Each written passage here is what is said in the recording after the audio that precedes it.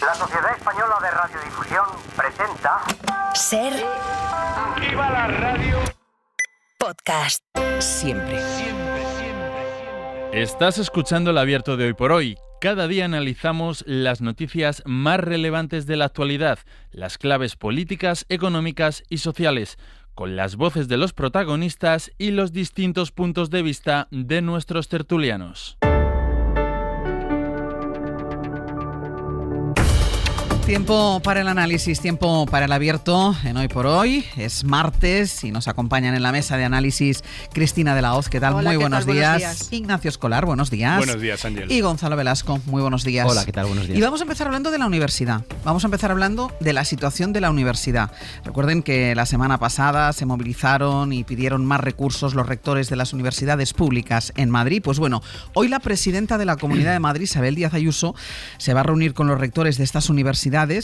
Y lo va a hacer después de haber rechazado, la presidenta de la Comunidad de Madrid, el plan estatal para reducir la temporalidad. Madrid es la única comunidad que no quiere formar parte de este plan, que es lo mismo que rechazar 169 millones de euros de financiación. Adela Molina, buenos días. Hola Ángeles, buenos días. Porque ese dinero, Adela, iba a llegar a través de la contratación de profesores ayudantes durante los próximos 6 años. Pero para eso, claro, hay que solicitarlo. Eso es, ese plan tiene como objetivo reducir la temporalidad en las universidades públicas, que en España la verdad está en niveles vergonzosos. En el caso de Madrid es de casi el 48%, es decir, que 1 de cada 2 profesores no tiene contrato fijo. El compromiso de España con la Unión Europea es de bajar esa cifra al 8% en el sector público, y para cumplirlo en las universidades el Ministerio puso en marcha este programa que se llama María Goiri, con un presupuesto de 900 millones de euros para los próximos 6 años y cofinanciado por las comunidades autónomas, que debían aportar otros 600 millones para ese periodo.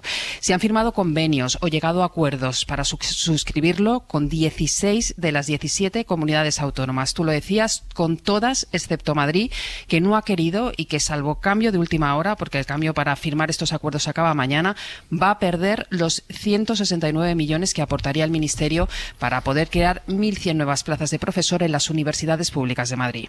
La ministra de Universidades, Diana Morán, ha enviado una carta a la presidenta de la Comunidad de Madrid, Isabel Díaz Ayuso, para pedirle que rectifique, que todavía tiene tiempo, hasta mañana, como nos decía Adela, que forme parte de este plan. Insistimos que se traduce en recibir 169 millones de euros de financiación. Hace solo unos días, y lo decía yo al principio, de hecho, los rectores de las 6 universidades públicas pidieron de manera conjunta más financiación, porque la situación, Adela, de los centros es ahora mismo, y lo definen así los propios rectores, la situación es crítica. Sí, hay un dato que es clarificador, Ángels, para entender en qué situación están las universidades públicas de Madrid, y que incluía además la ministra en esa carta que envió ayer a Ayuso. Las transferencias que la Comunidad madrileña hace a las universidades públicas han aumentado un 5% desde el año 2009, pero es que la inflación en ese periodo ha crecido un 35%. Es decir, que las universidades están recibiendo en términos reales bastante menos dinero ahora que hace 15 años. Madrid es además la comunidad que menos invierte por alumno universitario de España, unos 5.300 euros al año por estudiante. Eso es un 21% menos que la media, y está muy lejos de comunidades como el País Vasco o Navarra, que superan los 9.000 euros por alumno.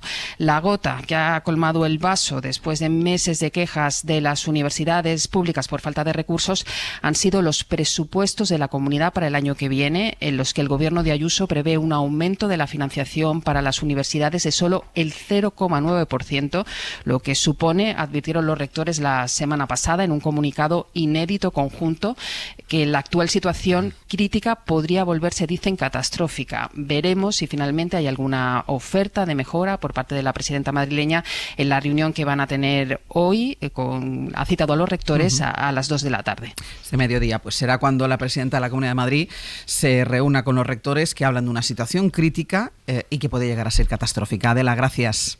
A vosotros, buenos días. Hoy entre los analistas de esta mañana tenemos un profesor universitario con el que yo he hablado en más de una ocasión de la situación en la universidad. Para que todo el mundo sepa de qué estamos hablando, Gonzalo, cuando los rectores hablan de situación crítica tirando a catastrófica, ¿de qué estamos hablando? ¿Qué ejemplos se pueden poner? Es absolutamente urgente. Yo no había vivido nunca una situación como esta en la universidad, y eso que la idea de que la universidad está en crisis financiera es, digamos, algo constante y de larga duración. Voy a explicar primero, intentar explicar la cuestión más técnica y después quizás entre todos podamos hacer una valoración política.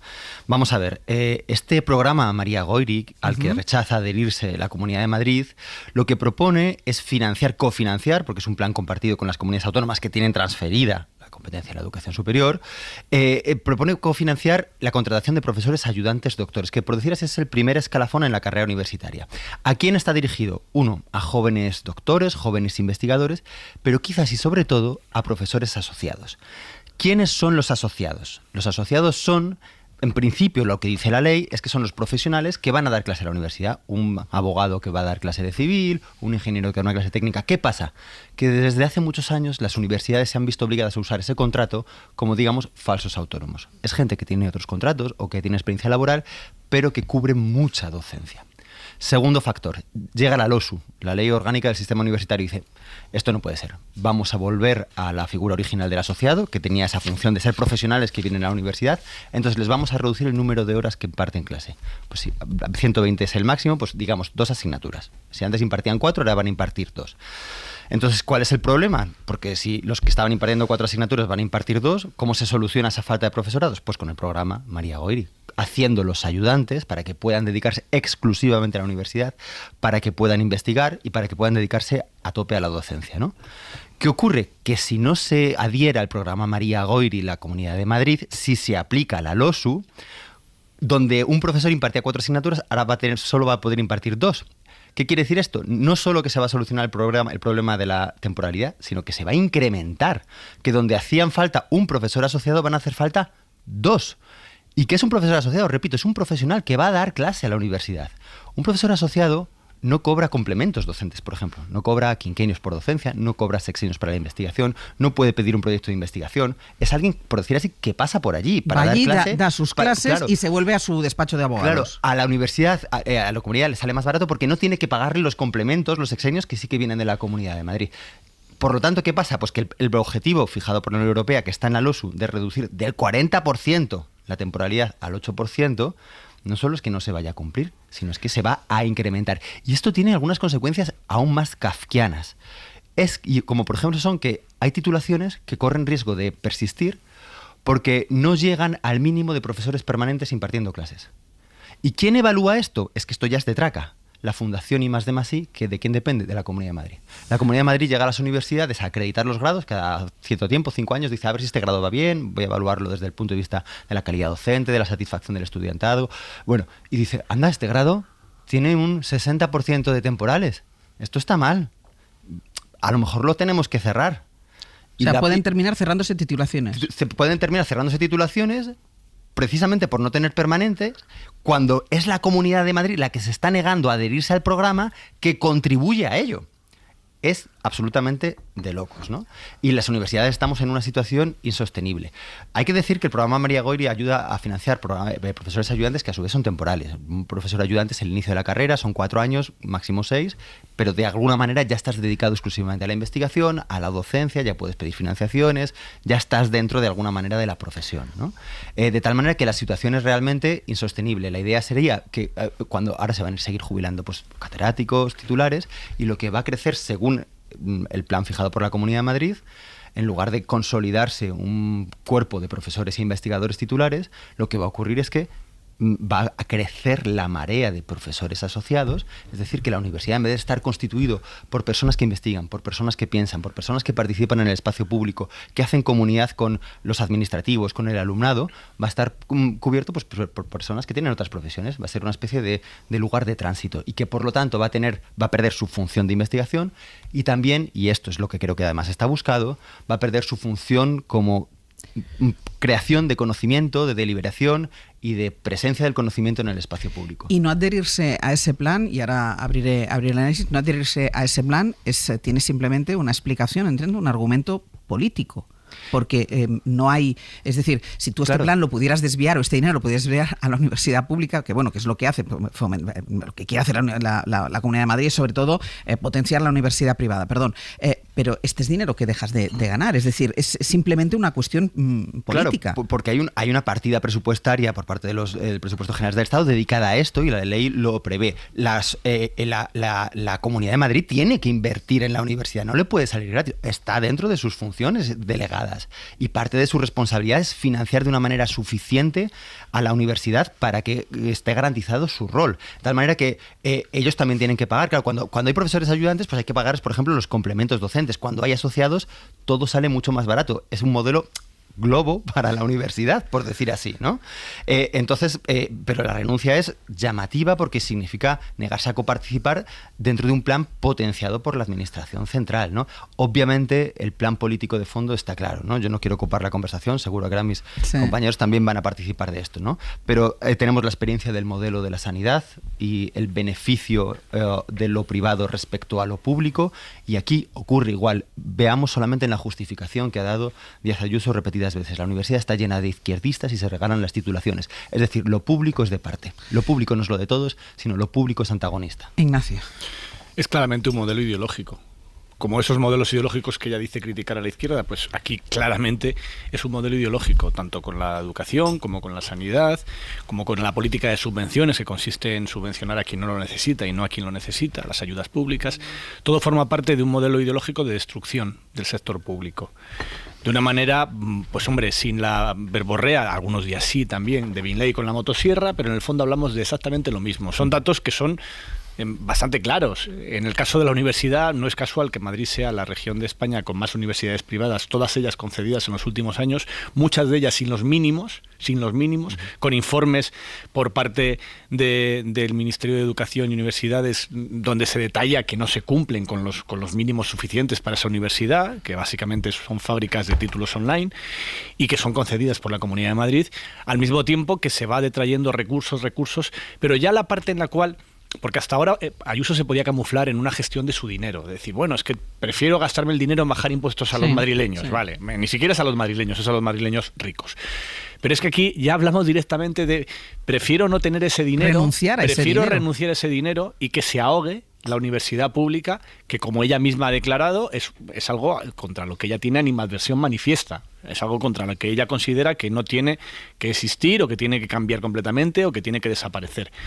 Y es terrible, porque la universidad pública es probablemente la pieza más clave del ascensor social.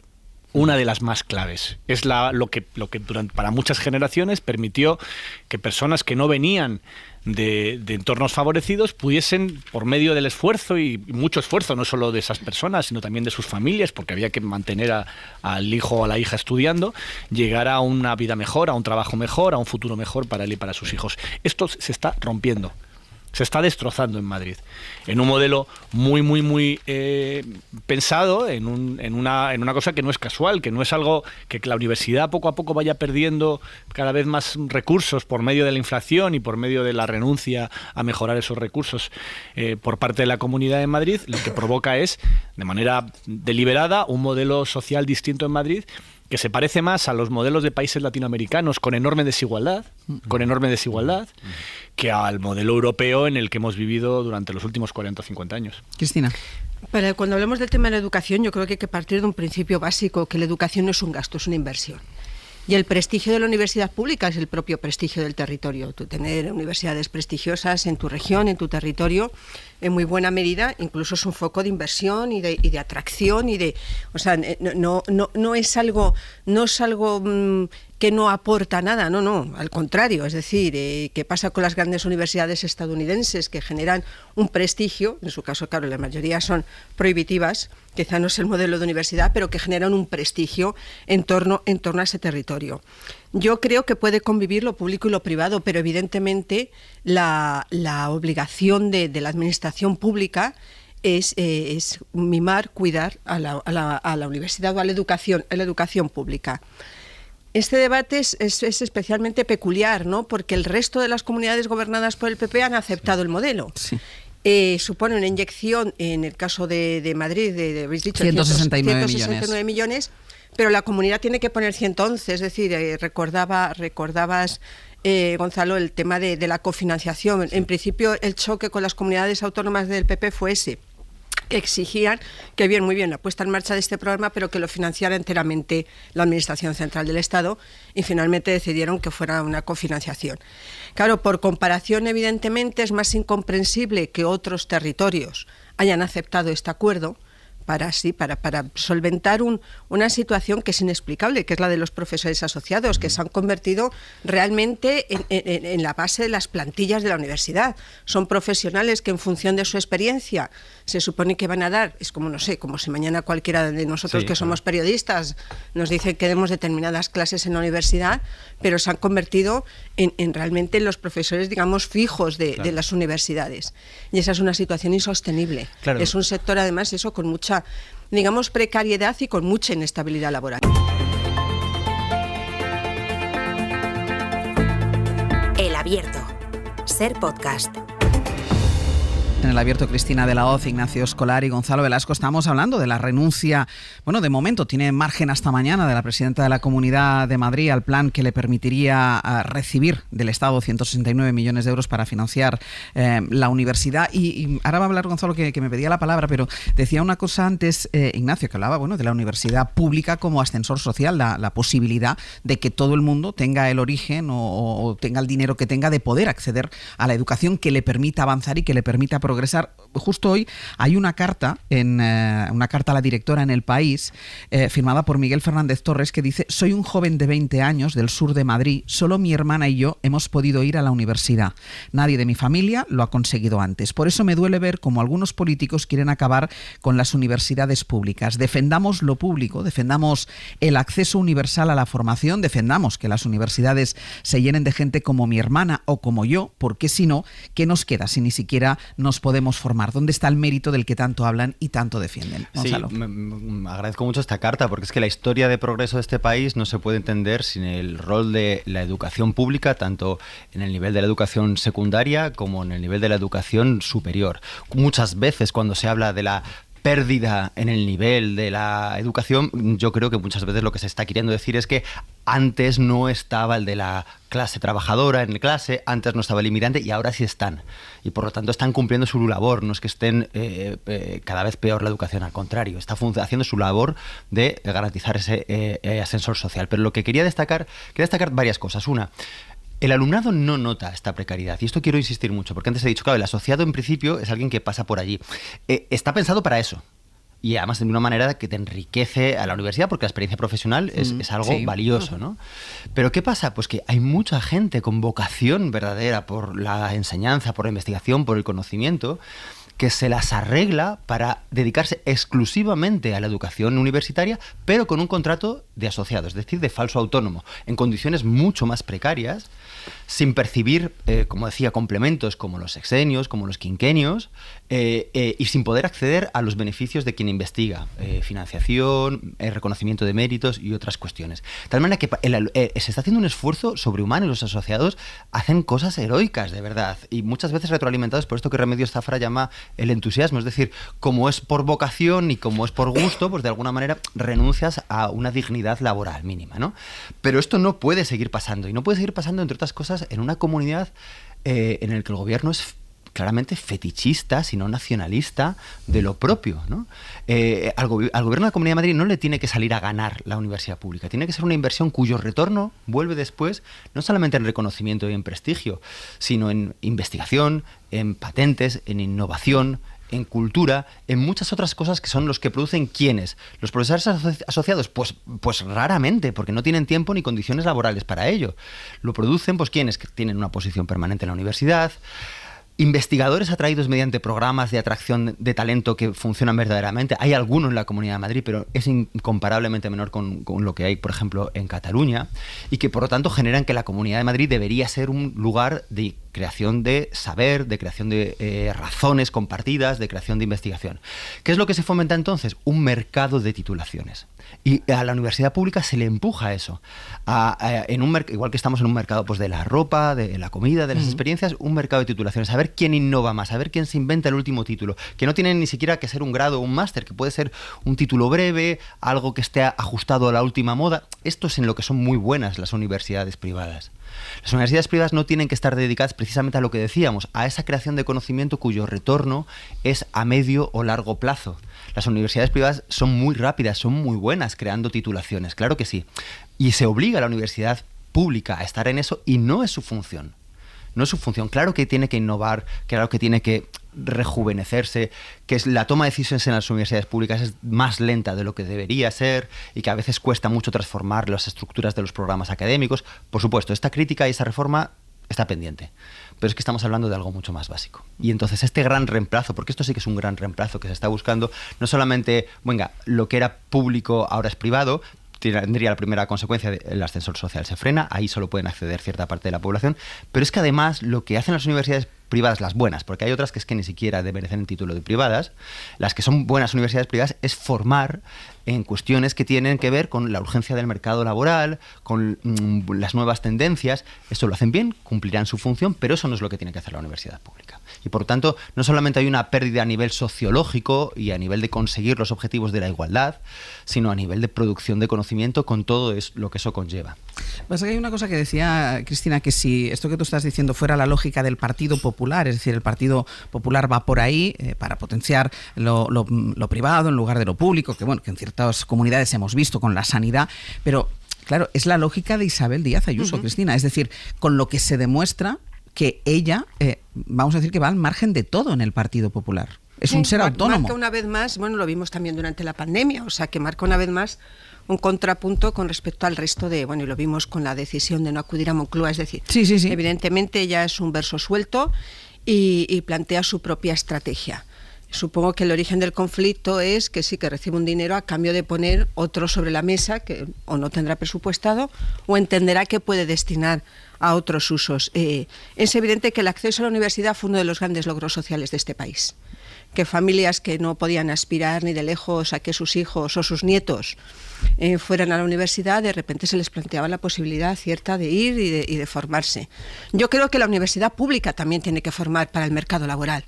También, no puede claro ser sí. solo un sitio de reflexión, tiene que formar y es necesario. Y tiene que haber un debate también sobre el funcionamiento de la universidad pública. Y hay un debate pendiente sobre la endogamia de la universidad, lo que tú decías de Gonzalo, de que es una maquinaria muy pesada y muy lenta, sobre las sinergias internas, sobre el funcionamiento, los posibles favoritismos, es decir, hay un debate en profundidad porque yo creo que en muchos casos, muchas instituciones a lo largo de estos años han abierto un debate y la universidad está muchas veces, es un mundo bastante cerrado.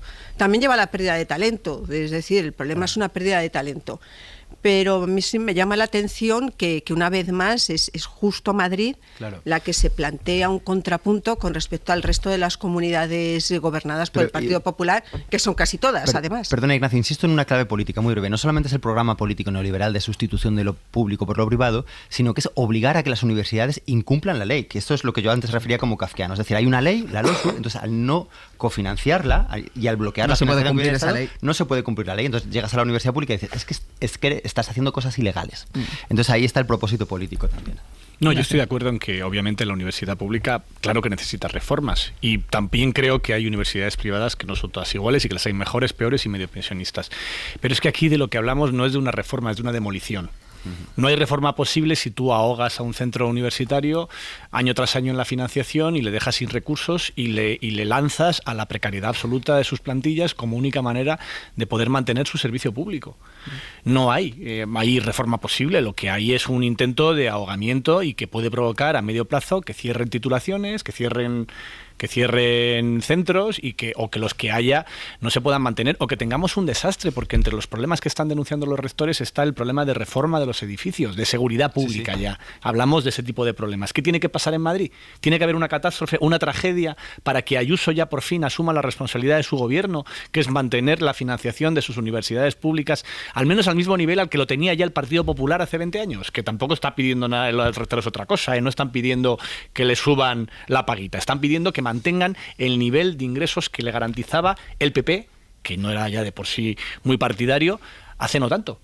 Es eso lo que está pidiendo la universidad. Reunión a las 2 de la tarde de Isabel Díaz Ayuso con los rectores de las universidades públicas de Madrid. Todavía está a tiempo de acogerse a ese plan, insistimos, que se traduce en esos 169 millones de euros de financiación. Veremos lo que pasa y lo contaremos.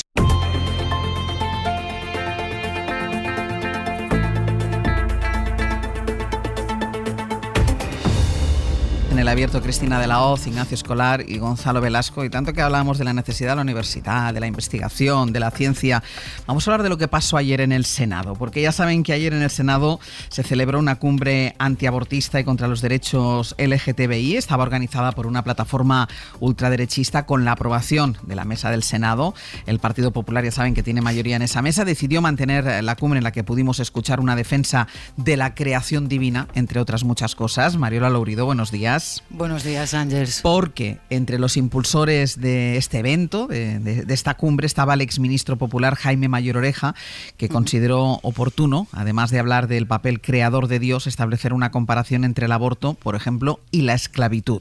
Dos modas, dijo. Entre los asistentes, Mariola, además de dirigentes ultras de todo el mundo, también estaba un alto cargo del Partido Popular en Cantabria. Sí, y voy a empezar, si te parece, con lo que dijo el enviado de Milei a esta cumbre, que en realidad hemos podido comprobar que es un laboratorio ideológico, ¿no?, de la extrema derecha para dar la batalla cultural contra la izquierda. Antes hablabais de cómo Ayuso ahoga económicamente a la universidad pública. Ya verás cómo te suena la receta contra la universidad pública de Milei en Argentina. La explicó el diputado de La Libertad Avanza, se llama Nicolás Mayoraz. Y la universidad es rehén de la progresía, es decir, es un centro de adoctrinamiento ideológico en el cual durante los últimos 30 años al menos ha sido objeto de adoctrinamiento de todos los jóvenes que entraban allí. Son los mismos argumentos de Ayuso que utilizó hace unos días contra la Complutense especialmente. Bueno, la defensa de la vida, de la familia tradicional, de la fe, de la raíz cristiana, con discursos que terminaban con que Dios les bendiga, pues fue la tónica. Contra el aborto, la eurodiputada de Vox, Margarita de la Pisa, dijo que a las mujeres se les arrebata su anhelo de la maternidad y se les hace renegar de la fertilidad y de la feminidad. Y otro argumento como este. Toda mujer, todo hombre se enternece cuando ve un cachorrito de perro, un gatito. Pues ahora no se ve la belleza del ser humano diminuto.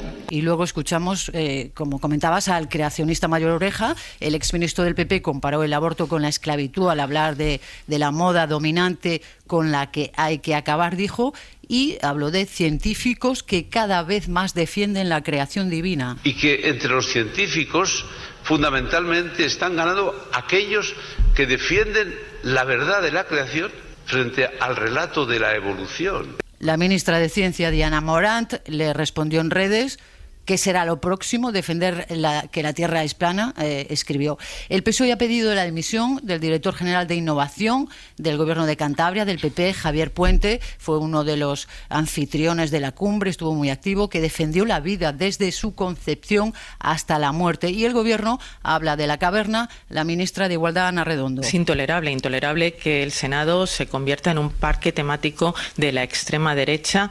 No vamos a consentir que pretenda devolvernos a la caverna. ¿Y el PP? ¿Qué dice el PP? Bueno, pues vino a justificar y a avalar la celebración de la reunión de ultracatólicos. La vicesecretaria Esther Muñoz recordó que se aprobó por unanimidad en la mesa, pero no dijo que la oposición pidió varias veces su suspensión. Nosotros lo único que podemos decir es que todas aquellas personas que quieran manifestar sus opiniones dentro del respeto constitucional y del Estado de Derecho, pues como usted comprenderá, no podemos pensar que otra cosa, ¿no?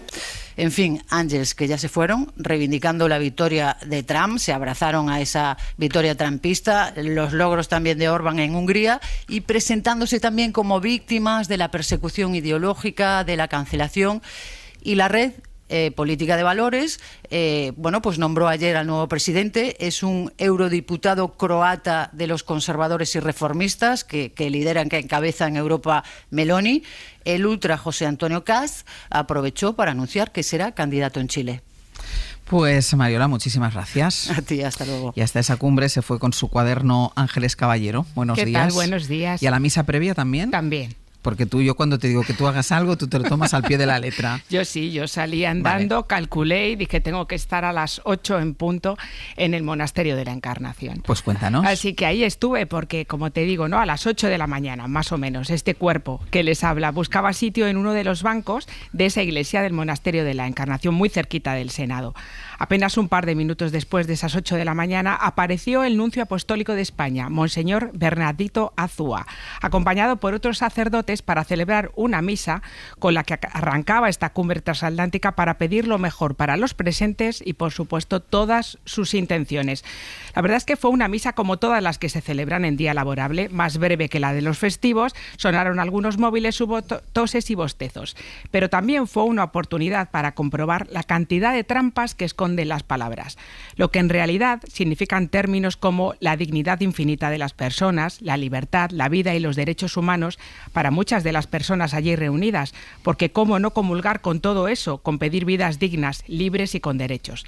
Todo iba bien, como digo, según lo establecido, hasta que en el momento de la consagración las voces vinieron de fuera, mezclada con los ladridos de los perros asustados ante el bullicio. Eran gritos ordenados y coreados. Fuera los rosarios de nuestros ovarios. Algunos de los asistentes empezaron entonces a mirarse unos a otros buscando respuestas y se inició entonces un ir y venir discreto por los laterales del templo, alguna que otra sonrisa nerviosa minimizando aquello. Salimos por una puerta conectada directamente con la sacristía y los gritos cada vez se oían menos. A pocos metros de ahí, en la puerta del Senado, mientras decenas de personas aguardaban cola para acreditarse, una señora miraba a la puerta principal y se preguntaba ¿por qué no hay dinero para sanidad y sí para esto? Dentro, también muy cerca, la exdiputada del Parlamento Vasco, María San Gil, pasaba los controles de seguridad encantada de que este mismo programa estuviera hablando de la cumbre. Eso es bueno, que hablen, le decía una compañera. Y dentro volvieron las trampas, pero esta vez mucho menos sutiles. Madrid como epicentro de los valores más preciados, dijo Javier Puente, como arranque, sin especificar cuáles son. Como padre de 3 hijos, quiero lo mejor para ellos, añadió, como si no lo quisiera yo para los míos y los del resto, estimado señor. Y llegó, y lo decía ahora Mariola Laurido, Jaime Mayor Oreja, presidente de honor de la institución promotora del encuentro, que habló de la importancia de tener fundamentos sólidos y una brújula que nos guíe, que a mí, la verdad, como veleta perdida, me parecen cosas fundamentales. Pero asomaron las caras, don Jaime, las caras, cuando mencionó lo empeñados que están algunos, o quizá lo estamos algunos también, en cambiar las cosas, en manipular la historia, las ganas de destruir los valores cristianos y cambiar el relato de la creación por el de la evolución de las especies. La importancia de combatir la comodidad del relativismo por la batalla, la cultura woke que menos mal que ha dado un paso atrás gracias a, y cito textual, las victoriosas elecciones de Estados Unidos. Y ahí empezamos a entendernos todos, o al menos yo empecé a entenderlo todo. Como nos entendimos cuando escuchamos a José Antonio Cast, candidato presidencial de Chile, decir que defender al niño que está por nacer y al anciano que está por partir significa que el sentido común vuelva a instalarse. Y cómo necesitar traductor cuando otro portavoz de Javier Milei, Nahuel Sotelo, secretario de Culto y Civilización, otra vez las palabras, advirtió de que la izquierda ideologizada ha tomado el control también de las Naciones Unidas. Yo creo que son discursos que expulsan y no integran, por más que se empeñaran en decir que lo de ayer fue un punto de encuentro para estrechar lazos. Discursos que persiguen recortar derechos, demonizar a los que no cumplen como la familia como Dios les manda, que menosprecian el relativismo y se abrazan al inmovilismo. Personas reunidas y convencidas de casa que insisten que hay que vivir según sus preceptos. Y todo esto no en una iglesia, sino en la Cámara Alta. Es otro examen, Ángels, que no apruebo. Me quedo con esta última frase, Ignacio. Y todo esto en la Cámara Alta, que es el Senado. Todo esto que acaban de escuchar, complementado con los cortes que hemos escuchado en la crónica de Mariola Laurido, empezando precisamente, y así enlazábamos con la historia anterior, sobre la universidad pública. Sí, y todo esto avalado por un partido que quiere ser de gobierno y que lo fue. Y que si llega al gobierno será de la mano de este tipo de derecha, de la extrema derecha que tanto está triunfando en todo el mundo. A mí me llama la siguiente reflexión. Mayor Oreja, ¿cuánto lleva en política? Medio siglo aproximadamente. Fue candidato al Lehendakari en las primeras elecciones autonómicas en el País Vasco. No sabíamos hasta hoy que era creacionista. Yo quiero entender que es porque él lo ocultaba, porque le daba vergüenza. Y la gran novedad de estos tiempos es un poco como lo que dijo este diputado de Vox, de que ahora en las redes sociales mucha gente ya se atreve a decir lo bien que estuvo el franquismo, algo que por cierto Mayor Oreja también había hecho. Pues este es el tiempo en el que estamos. De repente este tipo de discursos que considerábamos superadísimos, yo de verdad pensaba que un político creacionista no lo veríamos nunca en España, y menos alguien con ese nivel de responsabilidad, porque Mayor Oreja, recordad que ha sido ministro del Interior, sí, cabeza de lista del PP para las europeas, fue uno de los candidatos a suceder a Aznar y tenía apoyos, o sea, fue el tercero, pero en fin, no era un cualquiera en el partido, ni en la derecha española, ni en la política española. Esta persona, digo yo que ha sido creacionista desde siempre, ¿no? ¿O es que alguien se vuelve creacionista con los años porque de repente ha encontrado a unos científicos, no sé de dónde, del Ku Klux Klan, que le dicen que es que esto de la evolución es solo una teoría? Pues este es el mundo en el que vivimos ahora, ¿no? Es esta contradicción de que la tecnología que nos ha traído el mayor conocimiento y el mayor acceso a la información de la historia, que es Internet, lo que está provocando es el ascenso del terraplanismo en todo el planeta. Con discursos como este. Ayer en la Cámara, en la Cámara Alta. Sí. O sea, impresionante. Cristina. No sé si era creacionista o no Jaime Mayor Oreja. Es verdad que ayer tuve ocasión porque él estuvo en varios medios de comunicación explicando el tema del aborto, que hay antiabortistas, es evidente. El debate está en si quieren imponer su moral a los demás, pero sí, los antiabortistas existen y tienen derecho a decir que son antiabortistas. Yo la parte creacionista admito que el concepto era de que cada vez hay más científicos que avalan y abrazan las teorías creacionistas. Me pareció tremendo. Sobre el debate de si esto se debiera haber hecho en el Senado o no, a mí me plantea un dilema, porque es verdad que cuando tiene lugar un acto de este tipo en el Senado le das cierta institucionalidad a una Cámara que es representativa, pero hay quien defiende que precisamente por ser una Cámara representativa deba acoger todas las ideas. Jaime Mayor Oreja ha organizado muchos actos en el Senado en contra del aborto y de la eutanasia. Siendo presidente Underhill, era más doméstico, más de andar por casa. No era una cumbre internacional que reunió pues a los ultras españoles, a Vox, a los italianos, a los húngaros, a Milei. Es decir, estamos hablando de que la reunión de ayer es una reunión que tuvo, digamos, un alto nivel de representación de las teorías ultras. A mí lo que se defendió allí me espanta, no lo comparto en absoluto, pero si me planteo, existe, puede manifestarse, puede no manifestarse. Yo creo que es un dilema que yo no tengo resuelto. Sí me gustaría en todo caso que a lo mejor en las dos cámaras se regulara la cesión de las salas, se determinara para qué se pueden usar y para qué no se pueden usar, que no quede tampoco al arbitrio de si compartimos o no compartimos lo que allí se dice, porque yo no lo comparto, pero el hecho de que yo no comparta determinados discursos en contra del aborto o con el tema del creacionismo no me convierte en la medida de todas las cosas para determinar si un discurso es legítimo o no. A mí me parece tremendo, no doy crédito. Pero posiblemente lo que hay que hacer es regular el uso de las cámaras precisamente para no darle esa institucionalidad que parece que tenía. Jaime Mayor Oreja sí ha sido del PP y lo ha sido todo y aspiró, como recordabas Ignacio, a la sucesión. Pero Jaime Mayor Oreja lleva, digamos, en los últimos años muy apartado ya de la órbita del PP. O sea, de hecho, es que no recuerdo en los últimos años un acto, un acontecimiento vinculado al PP en el que haya tenido ningún tipo de papel o presencia Jaime Mayor Oreja. En el abierto, Cristina de la Hoz, Ignacio Escolari, Gonzalo Velasco. Está también aquí Ángeles Caballero, que siguió ayer con detalle desde primera hora de la mañana la cumbre antiabortista que se celebró en el Senado. Gonzalo, ¿qué querías hablar? Sí, solamente es que a veces nos liamos un poco con esto de los derechos que tenemos a creer lo que queramos y a expresar lo que queramos. Y es verdad que lo tenemos, y estos derechos además fundamentalmente están pensados para proteger a las minorías, sobre todo el de libertad de expresión, porque si no, solo quien tiene tribunas, quien tiene poder, podría expresar sus ideas.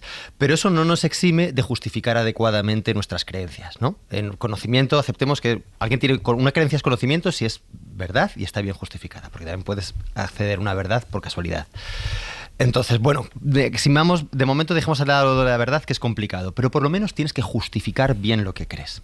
Y además, como sociedad y como cultura, hemos aceptado que hay procedimientos para justificar aquello que creemos que son los buenos, los razonables, que tienen que ver con la presentación de evidencias, con la argumentación correcta, etcétera. ¿Qué es lo que, aparte de otras cosas, yo me quedo con este flanco, ¿no? ¿Qué es lo que vemos en estos testimonios? Bueno, pues expresión de creencias que, oye, bien justificadas no están. Esto de que la evolución sea un relato y la creación la verdad, esto es un dogma. Esto no está bien justificado. Por lo tanto, una institución no debe dar lugar a quien justifica mal, de una manera incorrecta, desde nuestro punto de vista civilizacional, las creencias. Entonces, claro que uno tiene derecho a ser abortista, incluso si... a ser creacionista no creo que haya una manera válida de justificarlo, pero...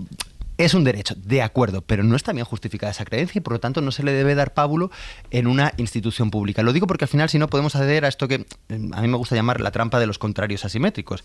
Es decir, que esto es una cuestión de sencillamente de ideologías opuestas. Por un lado están los que creen en Darwin, por otro lado los que creen en la verdad revelada, ¿no?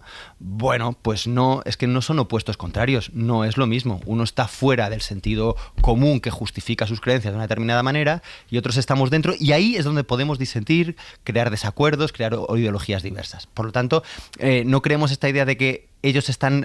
No nos estamos quejando que estén en el Senado por lo que creen, por el contenido de sus creencias, sino por cómo han llegado a ellas, por cómo las justifican, por su carácter dogmático e impositivo, ¿no?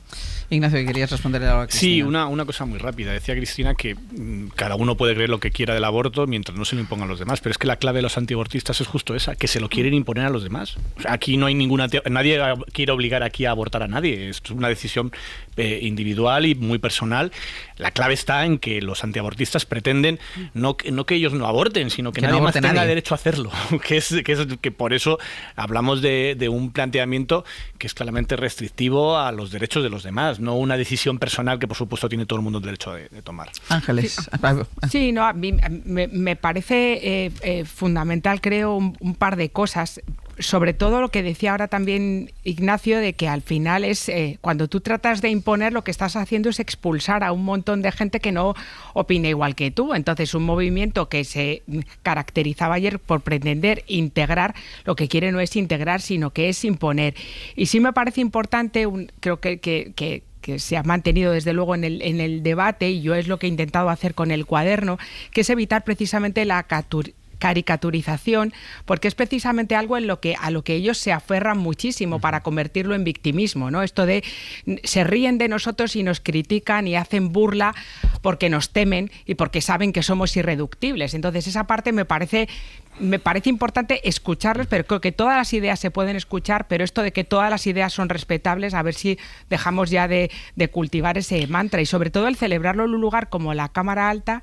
Al final tú tienes que saber a quién invitas a tu casa, porque a quién invitas a tu casa también estás lanzando un mensaje, y en lo que podemos hacer nosotros en nuestro ámbito privado es legítimo lo que podamos hacer o lo que no, pero en un lugar de representatividad popular invitar a una serie de personas que están excluyendo a minorías, imponiendo el aborto, hablando de esa figura de la mujer como persona abnegada que lo único que anhela es traer un ser humano al mundo, me parece una idea que hace que se expulse a un montón de población que no comparte ideas. Y yo, como persona heterosexual, casada por la Iglesia y que tiene un hijo y una hija, me sentí una marciana en un lugar como ese y me he sentido mucho más integrada en otro tipo de contextos. Entonces me parece que el hecho de que se celebre efectivamente en un lugar donde debería haber voces muy plurales está teniendo un eco y un altavoz potentísimo y muy peligroso, porque había gente de más de 40 países y es gente con la que convivimos y tenemos la necesidad de convivir y al menos de intentar escuchar, no sé si tanto entender o aceptar lo que dicen. Cristina. Yo creo que nos podríamos haber ahorrado perfectamente que se celebrara en el Senado, porque es verdad que originariamente esto se ve en la mesa del Senado, de la Cámara Alta, el PSOE no pone ninguna objeción, a lo mejor tampoco reparó en cuál era el perfil de esta organización, que yo lo ignoraba hasta que se levantó la polémica y hubo tiempo de sobra para cambiar la ubicación, porque además estoy convencida de que se lo pueden financiar y haberlo hecho en cualquier otro sitio, pero no fueron invitados. Ellos piden la sala y se les concedió, como otras veces, insisto, han pedido salas para actos, por ejemplo, también contra la eutanasia. Decía Gonzalo de justificar las ideas, las creencias. Yo creo que, por ejemplo, las creencias religiosas son muy complicadas de justificar. Claro, pero por eso no tienen que estar en el espacio público. Sí, pero tú sabes, ¿no?, que se hacen funerales de Estado, es decir, que muchas veces los rituales religiosos están implicados en actos del Estado, en actos laicos, en actos, es decir, que hay una especie ahí que a lo mejor habría que planteárselo, y por qué existen curas castrenses y por qué existen. Desde luego. Pero sí. esto es una realidad que existe, y claro, si pides que la gente pueda justificar algo tan complicado como una creencia religiosa, yo creo que tiene cierta complejidad. Claro, pero no era un encuentro teológico, Es curioso porque ayer le preguntaron, recordando la etapa de Jaime Mayor Oreja en el gobierno, le recordaron que mientras estaba en el gobierno existía en este país una ley del aborto de supuestos, era la que existía entonces. Entonces, no sé, justificó en cierta manera, bueno, que aquellos eran supuestos y eran en circunstancias determinadas, como justificando la ley, una ley que en su momento, él estando en el gobierno, podría haber combatido, y no lo hizo. Entonces, es verdad que tiene muchas contradicciones, ¿no? Pero yo creo que en el caso de Jaime Mayor Oreja, que le he tratado mucho tiempo, hay un proceso de involución, y lo del creacionismo admito que jamás lo había escuchado en su discurso, acaso porque no formaba parte de sus competencias. Yo, dos cosas, no es una cuestión de involución sino de contradicción, o sea, de hipocresía, porque es el mismo Mayor Oreja que en tiempos de Aznar defendió, por ejemplo, la negociación con ETA, y después hoy dice que ETA sigue viva, o sea que claramente hay una contradicción entre lo que hizo cuando estaba en el gobierno, no solamente en el caso del que estamos hablando del aborto, sino también con muchos otros temas. Con Aznar, el tema de la negociación con ETA, que pues yo recuerdo entrevistas de él en la prensa defendiéndola en aquel momento, o sea, no se le vio mucho, a lo mejor en privado decía otra cosa, lo cual me reafirma mi definición como contradicción o como hipocresía. Y luego sobre la creencia religiosa, la Iglesia Católica, el Papa Francisco defiende la teoría de la evolución, o sea, es que hasta la Iglesia Católica ya esto no piensa que esto vino de Adán y Eva y lo consideran más bien una metáfora, no está diciendo que llegó Dios y en 7 días hizo el mundo. El propio Papa Francisco ha estado defendiendo la teoría de la evolución, porque no es una teoría, por mucho que haya gente que se aferre a esa idea, para decir, bueno, eso está por demostrar y ya veremos, mucho más claro esto que nos dice la Biblia. Sí. Así que esto va mucho más allá, esto va directamente de la negación de la ciencia. Claro. La negación de la ciencia, eso es lo que estamos hablando. Aunque no niego que seguramente lo crean, yo creo que este tipo de tips, ¿no? Son modos de conectarse con ciertos nódulos, sobre todo norteamericanos, ¿no? Yo no sé si creen que de verdad hubo una creación divina y que Adán y Eva existieron. Me cuesta, alguno habrá, pero sobre todo es una manera de decir, somos de estos que están todos aquí, los creyentes, Gonzalo, y se van conectando. Ojo, hay muchos creyentes que no son creacionistas. La inmensa mayoría, voy a dejarlo aquí. Ángeles Caballero, muchísimas gracias. Gracias a vosotros. Fue una bonita manera de empezar la semana por tu parte. Lo dejo aquí porque nos vamos a Francia. Ya saben que ahí el gobierno de Michel Barnier está contra las cuerdas después de que la ultraderecha haya confirmado que va a apoyar la moción de censura que presenta la izquierda del Nuevo Frente Popular. El partido de Le Pen va a lanzar también su propia moción para derribar al gobierno, pero si esa no prospera, se dice dispuesto a votar a favor de la moción de censura presentada por la izquierda. Con una u otra, lo que parece evidente es que el gobierno de Barnier va a caer 90 días después de formarse. Corresponsal en París, Vicenç Batalla, buenos días. Hola, buenos días, Ángels. Las mociones se debatirán mañana por la tarde o a más tardar y se votarán el jueves por la mañana. Salvo milagro, Vicenç, decía Le Pen, todo apunta a que Barnier dejará de ser primer ministro. Sí, ha sorprendido mucho la decisión última de Marine Le Pen, porque ha apretado el botón nuclear. Ella tenía realmente en sus manos la supervivencia de Barnier, que igual no va a durar ni 3 meses, y ayer todavía estaban negociando por teléfono los dos, y Barnier iba haciendo cesiones sobre lo que son los presupuestos de la seguridad social, que son los que han provocado esta crisis, ¿no? Y en último momento, después de que Barnier incluso publicara que había hablado con ella y que cedía en algunos de estos aspectos, cuando llegó a la Asamblea Nacional, Marine Le Pen anunció que no tenía suficiente, que quería más, y de hecho lo que estaba haciendo es provocar directamente la caída de Barnier, porque de las dos mociones parece que la primera que se va a votar es la de la izquierda, porque se ha presentado antes, y si ella dice, como ha reconocido, que la va a votar, no hay, digamos, evidentemente Barnier ya no va a pasar del miércoles o del jueves. Barnier esta noche le van a entrevistar en la televisión pública, en la televisión privada al mismo tiempo. Dudo mucho que anuncie todavía más cesiones, porque sabe que en el fondo ha entrado en una espiral digamos mortífera con Marine Le Pen. ¿Por qué también ha hecho esto Marine Le Pen? Porque tiene una sentencia pendiente, una soga al cuello, que se va a saber el 31 de marzo, en que puede ser inhabilitada para presentarse a las elecciones Ella nos decía que no iba a hacer una relación entre una cosa y la otra, pero parece que esto también lo haya podido desencadenar. De hecho, esta moción de censura tampoco tiene más recorrido porque es imposible también imaginar un gobierno entre la extrema derecha y la izquierda. Y además tendría que haber también un acercamiento en la izquierda de los socialistas con los macronistas, cosa que ahora mismo no se vislumbra, ¿no? Lo que ahora mismo empieza a especular la prensa es que Macron, que está de 3 días de viaje en Arabia Saudita, está pensando ya intentar hacer un recambio lo más rápido posible para poder superar las Navidades. Está pensando en el ministro de Defensa, Sébastien Lecornu, que parece que tiene relaciones con Marine Le Pen, o con un veterano centrista como es François Bayrou, que fue un poco el padrino de Macron, para intentar superar la situación. Digamos, este sería el último cartucho de Macron. ¿Por qué? Porque parece que si ya parece que lo puede perder todo Marine Le Pen con esta inhabilitación, puede perder incluso su imagen de respetabilidad para intentar formar gobierno en un futuro. Parece que ahora ha querido apretar este botón nuclear y lo que está pidiendo directamente es la dimisión de Macron. No es seguro que se vaya a producir. Veremos a ver qué pasa, Vicens. Seguiremos hablando. Hasta luego. Hay que recordar cómo llega Barnier también a la presidencia del gobierno, a convertirse en primer ministro. Unas elecciones en las que se crea un frente popular que abarca desde la Francia insumisa hasta los macronistas para intentar poner pie en pared ante el ascenso de la ultraderecha. Pero al final, a pesar de los resultados en esas elecciones, lo que hace Macron es poner a un primer ministro que guste, que sea del agrado de la ultraderecha. Gonzalo. Claro, muchos nos expresamos con asombro cuando se dio esa circunstancia. ¿Por qué? Porque es verdad que la victoria del Frente Popular no era mayoritaria, pero tenía primero un poder simbólico importante y segundo, por el sistema de doble vuelta de las legislativas, había conseguido, bueno, pues una especie de entente entre cierto macronismo, no todo, porque y este Frente Popular, ¿no? Y por tanto lo que se presuponía es que si había una estabilidad tenía que ser en esa dirección. La decisión que tomó Macron fue profundamente ideológica, porque de alguna manera el cinturón, la barrera de seguridad no fue contra Marine Le Pen, sino fue contra la izquierda.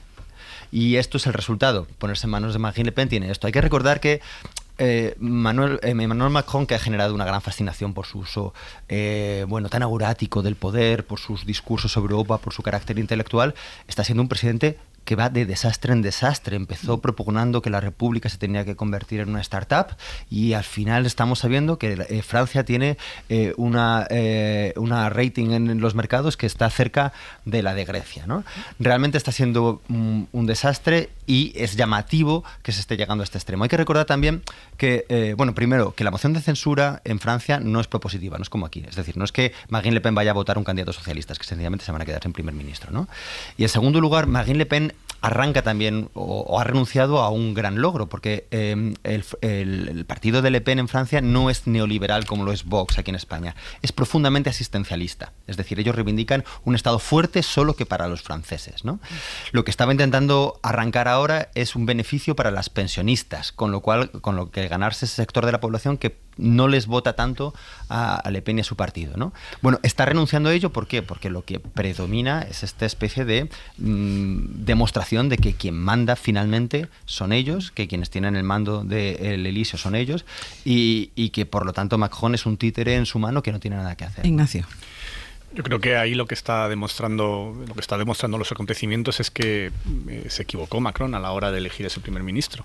En vez de hacer el pacto natural, que es el que habían presentado a sus propios votantes a la hora de decir hay que frenar a la extrema derecha y hacer un acuerdo con todas las fuerzas democráticas y presentar un candidato de consenso entre esas fuerzas, decidió buscar un candidato que fuera bien visto por la extrema derecha, y la extrema derecha, cuyo objetivo no es tener un candidato que no le haga demasiado daño, sino tomar el poder, pues evidentemente en cuanto ha podido lo ha matado políticamente. Creo que al final lo que demuestra esto es algo que en teoría el propio Macron había entendido, que es que ese cordón sanitario que él planteó a los ciudadanos con la extrema derecha lo había roto él y ahora paga las consecuencias. Y a mí me gustaría, ojalá, puestos a soñar, que volviese a lo que la mayoría social de los franceses le había pedido en esas elecciones, que es que buscase un candidato de consenso entre todas las fuerzas democráticas sin guiños a la extrema derecha. Cristina. A ver, yo creo que Macron sí ejerció durante mucho tiempo de muro de contención frente a la ultraderecha después del hundimiento de los socialistas y de los conservadores.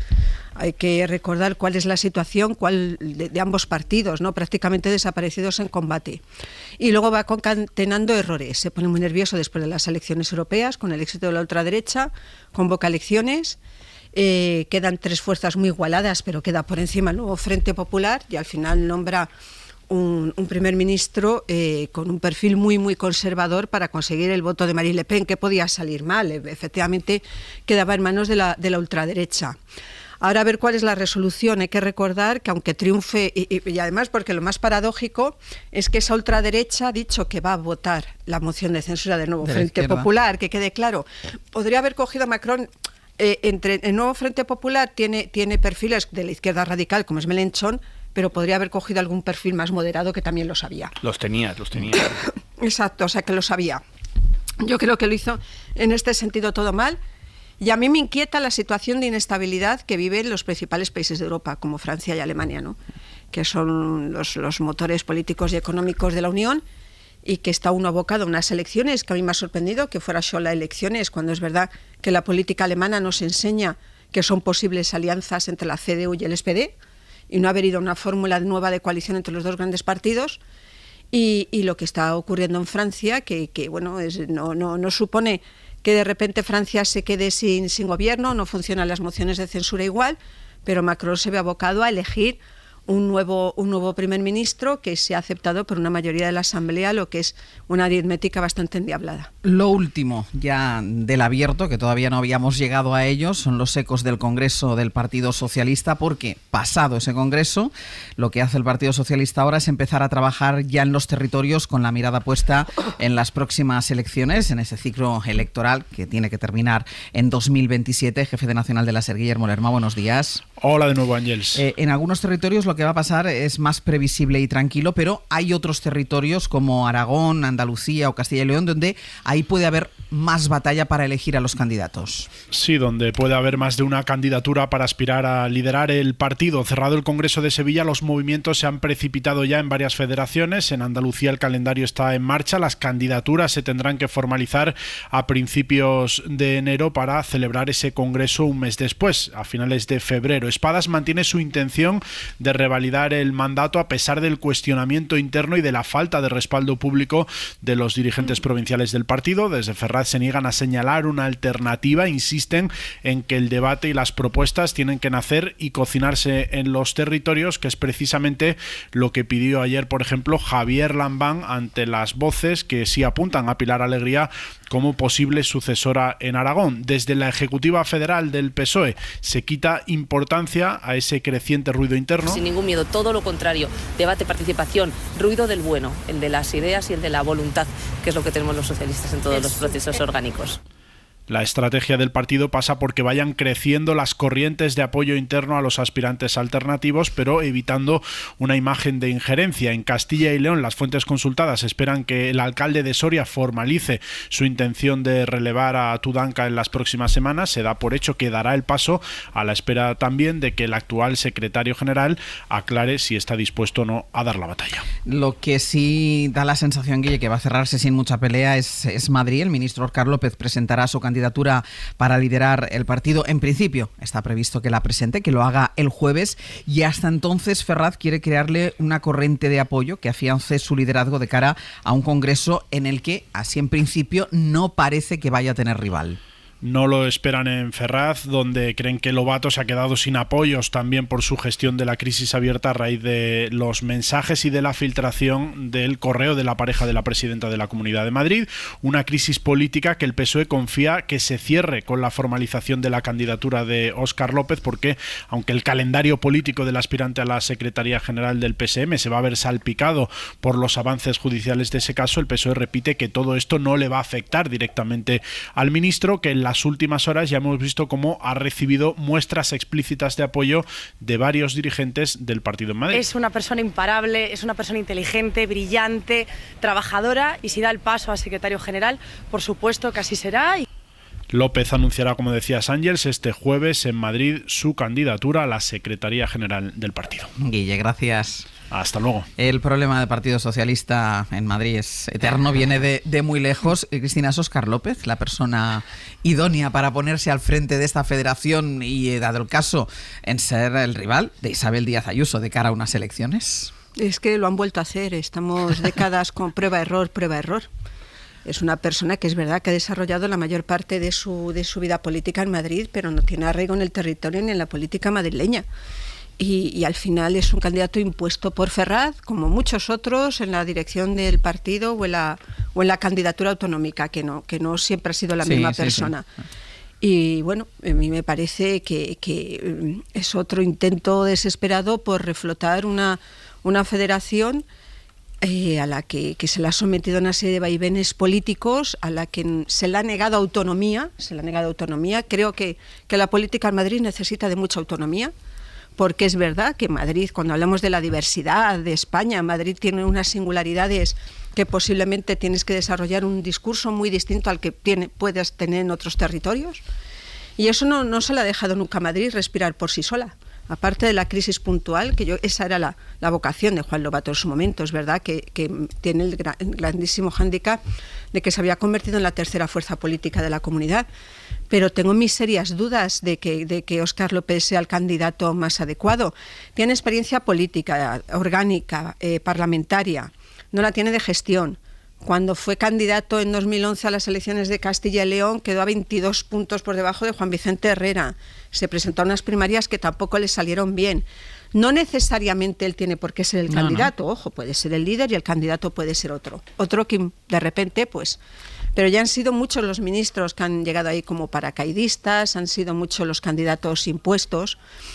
Y no creo que esta vez la cosa vaya a salir mejor. Deberían haber ido a mí, fíjate, van a un perfil como el de Francisco Martín, que es el delegado del Gobierno en Madrid, que sí tiene una trayectoria en el partido. Óscar López yo creo que es militante también del partido en Madrid, pero no ha desarrollado política regional. Y un perfil como el de Francisco Martín me hubiera parecido muchísimo más coherente para la pelea madrileña. Ignacio. Yo creo que lo que pasará porque lo voten los militantes, porque todos estos procesos en el Partido Socialista van de la mano de unas primarias, de un reglamento en el que se puede presentar cualquiera y que solamente se deja de votar cuando existe un único candidato porque nadie más se presenta. No sabemos todavía si va a haber alguna otra candidatura alternativa, pero podría haberlo en cualquier caso.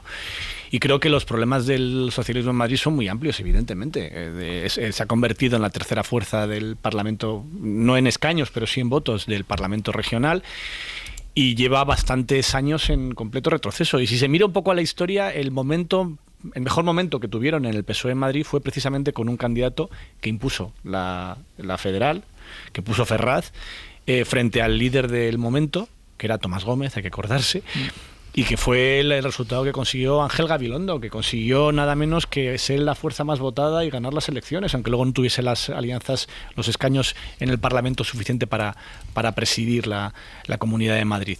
Pero no tiene por qué ser malo que alguien desde Ferraz diga, oye, tenemos un nombre mejor, lo planteamos, los militantes lo apoyan, porque insisto, es que en el Partido Socialista esto después lo tienen que votar en unas primarias y acaba siendo el más votado. Ya veremos qué ocurre ahora, pero creo que Óscar López no es ni mucho menos un mal candidato para Madrid, siendo muy difícil para la izquierda gobernar en esta región donde la derecha tiene más del 55% de los votos. Gonzalo. Pues no sé yo, como madrileño me cuesta un poco verlo. Vamos a ver, se dice mucho esto de que el PSOE es el partido que más se parece a España, y es verdad que es el partido el único con capacidad de hacer de gozne en este multipartidismo tan complejo que tiene nuestro país, ¿no? Con los partidos nacionalistas, con los partidos regionalistas, solo el PSOE puede hacer pactos. Y sin embargo, llama la atención cómo muchas de sus decisiones obedecen a una lógica interna, orgánica, a las necesidades propias del partido, en este caso a la cohesión y a la lealtad con Ferraz. Yo creo que un candidato cuyo mérito básicamente es pertenecer a ese establishment al que precisamente Isabel Díaz Ayuso critica y del que se separa nítidamente, no es un buen candidato. Óscar López, del fracaso rotundo y el muy mal recuerdo que dejó en Castilla y León, quiero recordar, lo pasó Paradores. Sí tiene experiencia de gestión en Paradores. Tiene experiencia de gestión. Después fue, si no me equivoco, jefe de gabinete, después ministerio. Eso no garantiza una acogida con los brazos abiertos en Madrid, sino al contrario. la percepción de la ciudadanía va a ser el de que alguien impuesto por Ferraz, alguien que no viene trabajando con los problemas de comunidad, alguien que no se viene bregando con Isabel Díaz Ayuso, que por otra parte es el gran animal político de nuestro escenario, ¿no? Comparado con quien ostenta la jefatura de la oposición, Más Madrid, que llevan haciendo un trabajo endémico en la región con liderazgos propios, pues creo que el contraste es llamativo y me parece que no pasará desapercibido. A mí me cuesta sin pensar. escaño en la Asamblea de Madrid, Sí. con lo cual la confrontación con Isabel Díaz Ayuso no será la habitual. Otra cosa es que su labor sea de gestión del liderazgo de la federación y que luego el candidato sea otro, ¿no? Hombre, pensar que no va a salir y que no se presenta avalado por el aparato y que cualquier otra candidatura estaría en igualdad de condiciones para salir adelante, me parece, bueno. Yo dos palabras, Pedro Sánchez frente a Susana Díaz. Sí. Además, en el aparato, o sea, que esto, los militantes luego votan. Esto ha pasado, también pasó con Borrell y con Almunia, esto ha pasado. Creo que no es el caso, sinceramente. Creo que se han sentado las bases para que todas las federaciones locales de la FSM aplaudan y avalen a Óscar López, porque esa es la labor que se ha hecho. Pero yo creo que posiblemente no le vendría mal a Ferraz que surgiera algún candidato alternativo, sin ninguna posibilidad, pero que surgiera para intentar legitimar aún más a Óscar López, para decir, bueno, ha ido a primarias, ha ido a un proceso democrático sin ninguna opción de que salga un candidato alternativo, porque no existe, pero ha confrontado. Y yo no me extrañaría que surgiera. Hay que recordar de todas maneras cosas que han pasado desapercibidas. En el Congreso del Partido Socialista se han elevado el porcentaje de avales necesarios para poder aspirar a concurrir a unas primarias. Pero creo que si fueran inteligentes, sí, se buscarían un candidato alternativo sin ninguna posibilidad, pero para ir a unas primarias y decir, es un candidato legítimo que no ha sido impuesto por Ferraz. ¿Decías algo, Gonzalo? Sí, muy breve. Bueno, hay pocos liderazgos alternativos conocidos por la ciudadanía en la Comunidad de Madrid. Uno, por ejemplo, a mí me ha dado pena escuchar a Emma López en una adscripción tan Emma López voluntaria, también era un perfil. porque podría haber sido una alternativa. También era un perfil, sí.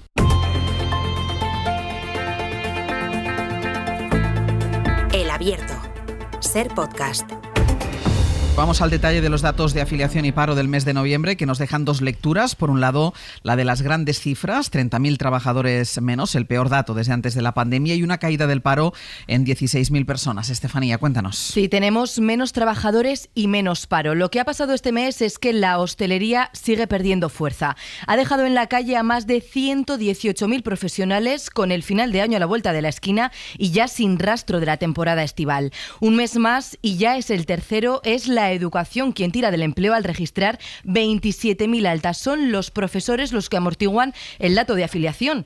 Si nos fijamos en el paro, vemos cómo el desempleo baja en 16.000 personas. Lo hace después de 3 meses de subidas ligeras y aunque es un dato flojo comparado con el de los últimos 3 años, es suficiente para registrar el mejor noviembre en 17 años. Tenemos 2,5 millones de parados. La segunda lectura en la que nos queremos detener hoy es en los efectos que la DAN ha podido dejar en el mercado laboral en Valencia, con todas las medidas que se han aplicado para proteger el tejido productivo. ¿Qué ha pasado? ¿Qué dicen los datos, Estefanía? Bueno, pues son datos que hay que tomar con cautela. De momento no se pueden sacar conclusiones generalizadas porque el plazo que tienen las empresas para comunicar los trabajadores en situación de ERTE todavía está abierto y, por lo tanto, Estadística no recoge de manera íntegra los datos de los trabajadores afectados por un ERTE de fuerza mayor.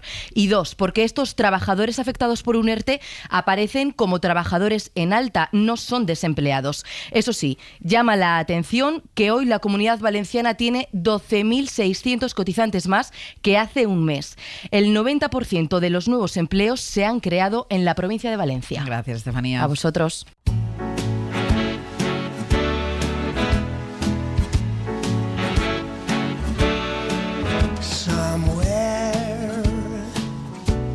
Beyond the sea, somewhere waiting for me, my lover stands on golden sand and watches the ships pass Vamos a ir ya terminando el abierto. Sergio Castro, Pepe Muy Rubio, buenas. buenos días. Contadnos. Pues mira, en unos instantes vamos a abrir una nueva edición de Comando Norte con Nacho Carretero y Aitana Castaño, nuestros colaboradores, nuestros costeros y marítimos colaboradores, lo cual está muy bien porque hoy vamos a hablar de hasta qué punto conocemos nuestro propio mar, nuestras costas. Lo vamos a hacer con Noemí Sabugal, que es autora de un libro bien curioso, Laberinto Mar, un viaje por la vida y la historia de nuestras costas, porque la teoría viene a ser que desconocemos bastante de lo que deberíamos ser, ¿no? Tú eres marítima. Y yo soy mediterránea. Igual los mesetarios tú no, estamos tú eres un poco mesetario. más... Pues presta tu atención hoy a esta sección, correcto, que te interesa, correcto, que ves bien. pocas veces el mar. Me parece. Mis experiencia con Chema Rodríguez viene Julia Soria, 76 años, de Barcelona, intérprete, y ha viajado por medio mundo y publicado su primera novela como José Saramago, pasado los 70 años. Oh. Y en Meterse en un jardín, Eduardo Barba, repaso general a nuestras plantas, las perennes y las caducas.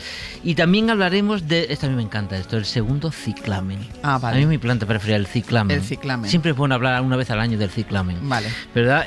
Una planta de invierno que Pero ¿y empieza... por qué le dices el segundo ciclamen? Porque hay un primero. Debe haber un primero en primavera y este es el segundo, que es el de invierno. Claro. No conoces a las criaturas que empieza a florecer ahora. Claro. Y para los que crean, que yo sé que hay muchos que lo creen, que no voy a dar el teléfono para que consulten Yo a Eduardo Barba, estaba en ello. lo voy a decir ahora, 900, 100, 800. A partir de ahora están preparados nuestros compañeros para coger llamadas. Llamen al 900, 100, 800 y pregunten cualquier duda que tengan sobre el jardín. Lo que sea, ¿eh? Jardín o macetas también. Jardín, macetas. Claro, lo que sea. Y vamos a terminar bailando en 15 minutos de fama con Martín Bianchi. Vamos a repasar el baile de los debutantes de París Sastre, que es la puesta de largo de los y Está las preparando jóvenes de la nobleza se está europea. preparando para cuando su hija cumpla Tu años. hija le para ir queda a- ya muy poquito para estar allí en ¿Qué edad París. es? Bueno, luego 18. Puesta Todavía de me largo. queda. Puesta No de largo. mucho, pero me queda aún. Con un spin-off, el de Eugenia de Borbón, hija de Luis Alfonso de Borbón, que ha sido una de las que se ha puesto de largo en París. Pues todo esto a partir de las 10. Cristina de la Hoz, Ignacio Escolar, Gonzalo Velasco. Hasta la semana que viene. Adiós. Adiós. Para no perderte ningún episodio, síguenos en la aplicación o la web de la SER, Podium Podcast o tu plataforma de audio favorita.